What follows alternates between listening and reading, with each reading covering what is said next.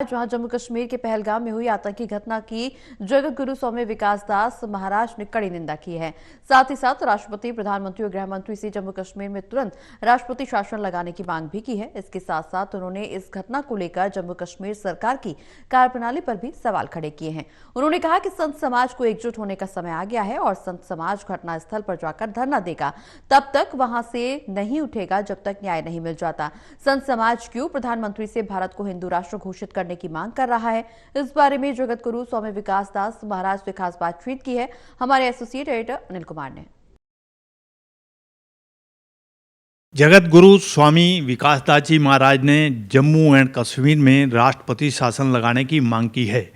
इस मेरे साथ हैं जगत गुरु स्वामी विकास दास जी महाराज। इनसे जानते हैं कि वो क्यों राष्ट्रपति शासन लगाने की मांग कर रहे हैं। जी देखिए, कल जो पहलगांव में एक नरसंहार हुआ है, भली भांति पूरा देश, पूरा वर्ल्ड जानता है कि कल क्या हुआ है। इससे दर्दनाक हादसा कभी नहीं हो सकता।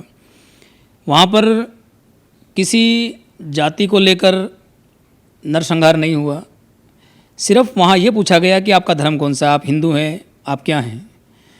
जब उन्होंने कहा कि हम हिंदू हैं तो उन पर गोलियां चलाई गई, उनको मारा गया।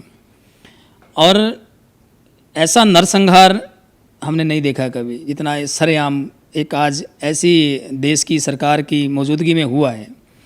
तो मेरा सब सरकार से यही एक अपील रहेगी कि इसमें राष्ट्रपति शासन सबसे पहले लगाया जाए और उन दरिंदों की ऊपर, उन सूअरों के ऊपर, वो सूअर हैं, उन सूअरों को सरेआम गोली मार देनी चाहिए पकड़कर। और वहाँ जो जम्मू कश्मीर के अंदर भी जो सरकार आज के समय में है, मुझे अनुमान मेरा एक अपने विचार है कि कहीं ना कहीं वो ऐसी सरकारें जो छोटी सोच रखती हैं, ऐसी सरकार होते हुए वहाँ ऐसा हादसा हुआ है। जम्मू कश्मीर सरकार का भी कहीं ना कहीं इसमें कोई हाथ ना हो। तो मेरी भारत सरकार से, प्रधानमंत्री जी से और राष्ट्रपति जी से ये प्रार्थना है कि जम्मू कश्मीर के अंदर जल्द से जल्द राष्ट्रपति शासन लगा देना चाहिए। स्वामी जी, आपने भारत को हिंदू राष्ट्र घोषित करने की मांग की है, क्या कारण है इसके पीछे? देखिए, हम लोग, भारत एक हिंदू राष्ट्र देश वैसे तो है ही, सिर्फ एक घोषणा होना बाकी है। हम लोग जब देश का बंटवारा हुआ, पाकिस्तान अलग हुआ, भारत अलग हुआ, तो एक निर्णय हुआ था कि भारत में हिंदू रहेंगे, पाकिस्तान में मुसलमान रहेंगे। लेकिन ऐसा नहीं है। हम लोग बड़ा दया भावना रखने वाले लोग हैं। हम लोग इन लोगों को फिर भी पनाह दे देते हैं, इन पर दया करते हैं। आज किसी भी क्षेत्र में लगा लीजिए, हमें सिखाया जाता है हिंदू, मुस्लिम, सिख, ईसाई आपस में भाई भाई। लेकिन ये लोग इतने कट्टर हैं, ये सूअर की औलाद हैं। इनके दिल के अंदर कभी भी हमारे प्रति ना दया रहती है, ना भावना रहती है, ना प्रेम रहता है, ना भाईचारा रहता है। तो ऐसे लोगों को हमेशा के लिए इस देश से निकाल देना चाहिए और इस भारत को हिंदू राष्ट्र घोषित कर देना चाहिए। स्वामी जी, आपको भी धमकियां मिली हैं, इसके पीछे क्या कारण है, क्यों आपको धमकियां दी गई हैं?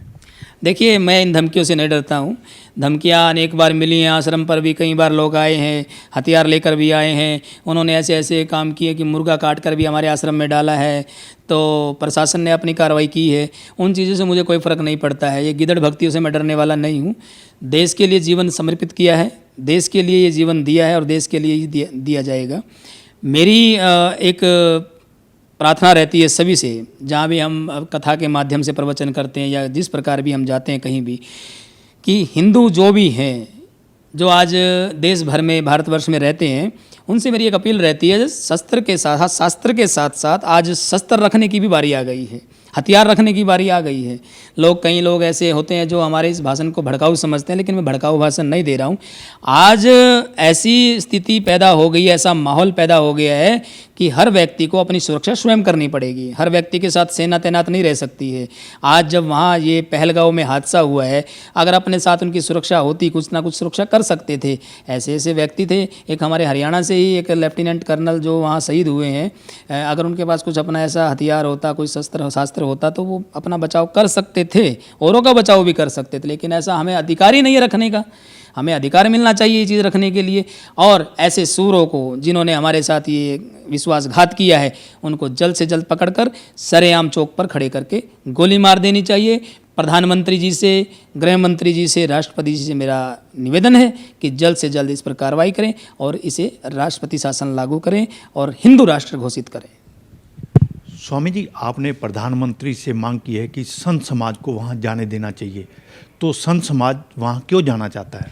देखिए, संत समाज हमेशा आदिकाल से हर क्षेत्र में आगे रहा है और धर्म की ध्वजा लहराई है, सनातन को शुरू से ही मजबूत रखा है, उसी के पथ पर चलता है। हमारा कहने का मानना ये है कि सब लोग एकत्रित हों, संत समाज के लोग आज एकजुट होने का समय आ गया है और जहाँ ऐसी सरकारें काम करती हैं वहाँ जाकर आज हमें भी बैठना चाहिए। उन लोगों के लिए जिन लोगों की वहाँ बलिदान हुआ है उनको श्रद्धांजलि हम लोग दें, जाकर वहाँ हम जाकर बैठें। और मैं आपके चैनल के माध्यम से कहता हूँ, मैं अपने संत समाज से बात करके बहुत जल्दी वहाँ प्लान करेंगे, वहाँ जाएंगे और उस जगह पे बैठेंगे। जब तक वो न्याय नहीं मिलेगा, वो लोग नहीं पकड़े जाएंगे, हम वहाँ धरना देंगे। ये थे मेरे साथ जगत गुरु स्वामी विकासदास जी महाराज। इन्होंने कश्मीर की घटना को लेकर निंदा की है और प्रधानमंत्री और राष्ट्रपति से राष्ट्रपति शासन लगाने की मांग की है। Anil Kumar, total news, Chandigarh.